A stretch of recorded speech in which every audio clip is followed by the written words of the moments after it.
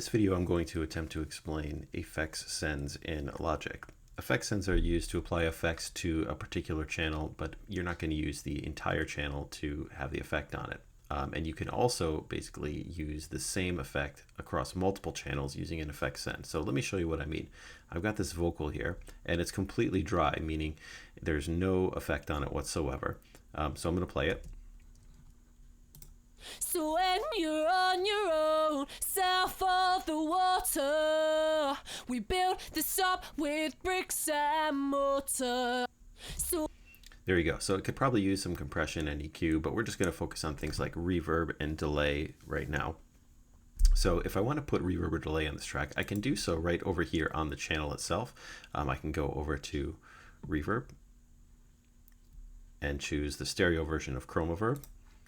And this is what Reverb looks like. I'm just going to choose a preset right up here, and we'll go to Rooms and Vocal Room. It's just a good preset for this demo. And immediately when I play, it's going to sound like it has reverb on it. So when you're on your own, south of the water, we built this up with bricks and mortar. So that's a pretty light reverb, and if you want to understand how to do effects like this, you need to understand dry and wet. So dry is the original signal, meaning no effect on it, and wet would be the affected only, meaning no dry. So it's just what the reverb plugin outputs. So if I turn this up, we're going to get more reverb.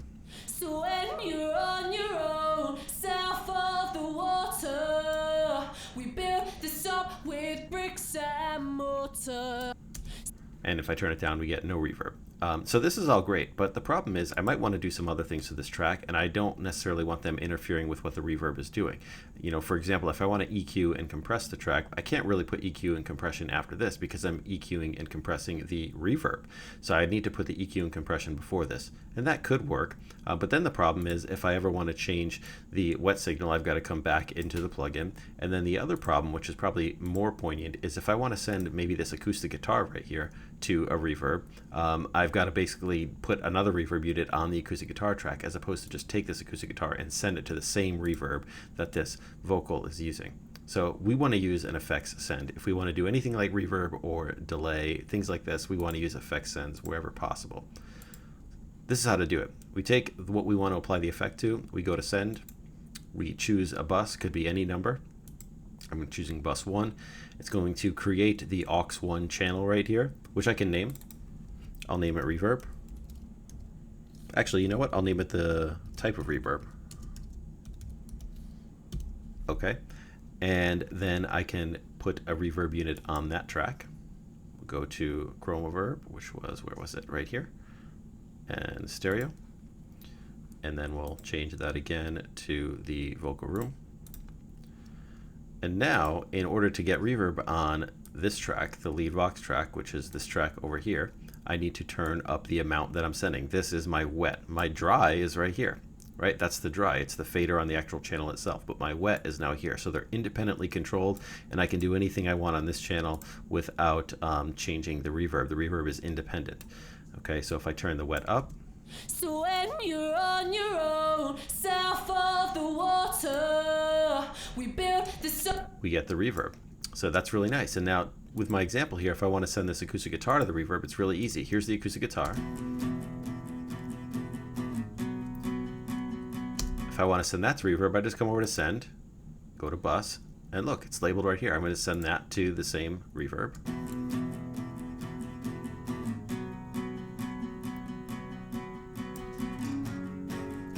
Here's another acoustic guitar. Okay, right now they're both being sent. That's good. And electric guitar is also being sent. I think I already had these buses set up. So quickly,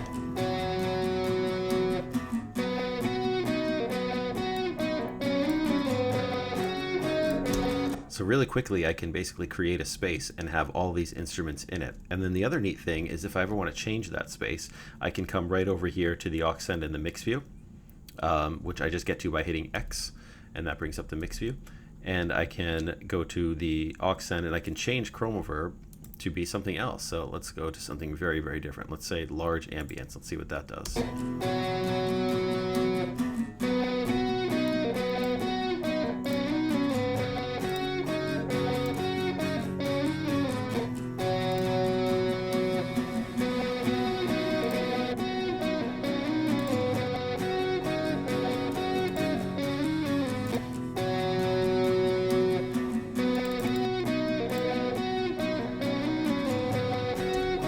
kind of like that concert hall. And you'll notice that the vocal is going to be different now also. If we go back to the vocal.